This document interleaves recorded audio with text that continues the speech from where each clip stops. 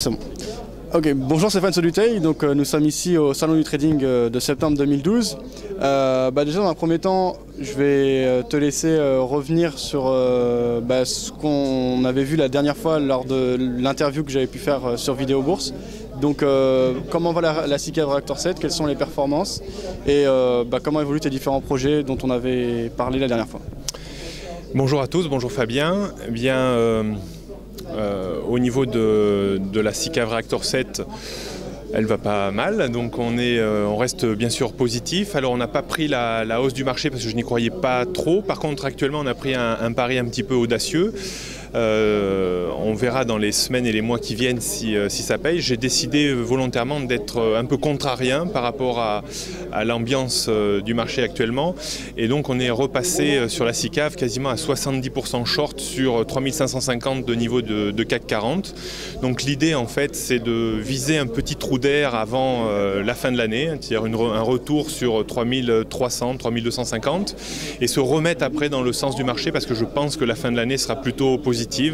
Donc au niveau du CAC qui m'intéresse plus particulièrement d'ici la fin de l'année, je pense qu'on n'aura pas une baisse de façon très importante, plutôt localisée à 3200, 3300 dans cette zone-là.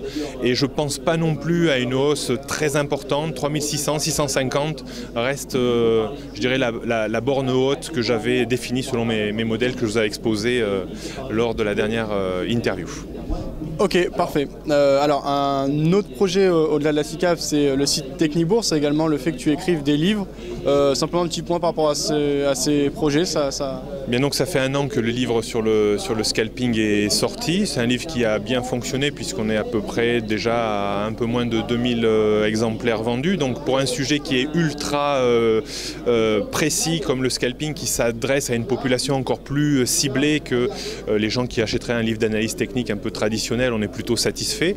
Donc le projet d'écriture dans l'immédiat, c'est sortir un livre pour la mi-2013 qui sera en fait un livre qui ressemblera un petit peu au premier livre que j'ai écrit, mais beaucoup plus abouti d'un point de vue méthodologie et technique, donc qui s'adressera principalement aux investisseurs court-moyen terme et qui s'intitulera l'investissement graphique.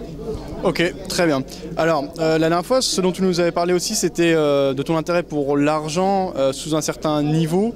Tu avais dit notamment qu'il y avait beaucoup de personnes qui s'intéressaient à l'or et que pour toi c'était plus intéressant, si on s'intéressait à l'or, de regarder plus spécifiquement l'argent. Alors justement depuis cette analyse, l'argent a bien progressé, on a pris dans les 20%, peut-être un peu plus même. Ouais, alors que l'or a progressé mais de manière moindre, on a progressé plutôt aux alentours de 10%. Donc le moins qu'on peut dire c'est que c'était intéressant. Alors qu'est-ce que tu penses des cours actuels de l'argent? Est-ce que c'est toujours intéressant? Et si tu as un autre produit auquel tu t'intéresses particulièrement au-delà du CAC en ce moment? Alors c'est vrai qu'au dernier salon de l'analyse technique, j'avais conclu un petit peu la présentation sur les perspectives en disant si vous croyez en la hausse de l'or, achetez de l'argent. Et donc moralité, effectivement, entre mars et maintenant, l'or s'est réenchéri d'une dizaine de pourcents, alors que l'argent a pris 25%. Donc effectivement, il y avait un effet de levier 2 à aller chercher sur l'argent qui était intéressant. Alors maintenant au niveau des cours de l'or et de l'argent, alors je suis toujours un peu plus pro-argent que pro-or. Bon, je pense on s'est repris un petit peu trop rapidement. Je ne conseillerais pas de revenir sur les niveaux actuels sur l'argent vers 34, 35, ça me semble un petit peu cher. Mais par contre, je pense que de manière identique au marché, on aura un petit trou d'air, on aura une petite baisse avec probablement la baisse que j'anticipe sur les marchés, c'est-à-dire un retour sur l'argent entre 30 et 31 $ l'once.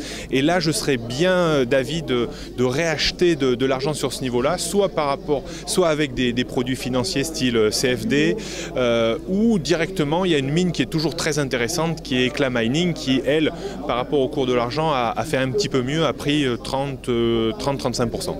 Voilà. Ok, c'est déjà un point très intéressant.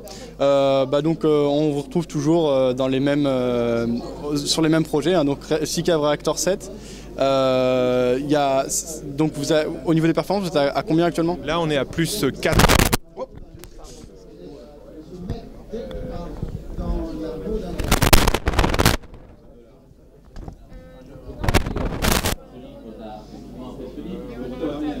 Ok. Plusieurs fois avec laquelle je vous dis avec les Ok, on va reprendre. Donc au niveau de la SICAV, on est à plus 4 actuellement pour un marché qui est à quasiment plus 7, plus 8. Donc on est un petit peu en retard, mais ça vient du fait que l'on a changé complètement le positionnement de notre SICAV et on est contrarien. Donc là, dès que le marché monte un petit peu, on perd un peu d'avance. Par contre, dès qu'on aura ce trou d'air, on regagnera normalement l'avance qu'on avait pris en début d'année sur le CAC 40. Donc bon, pour l'instant, je suis assez serein. J'ai confiance dans mon plan de trading et puis on va essayer de s'ajuster en fonction, en espérant avoir raison dans les semaines et mois qui viennent. Ok, parfait. Merci pour tout, Stéphane. À bientôt.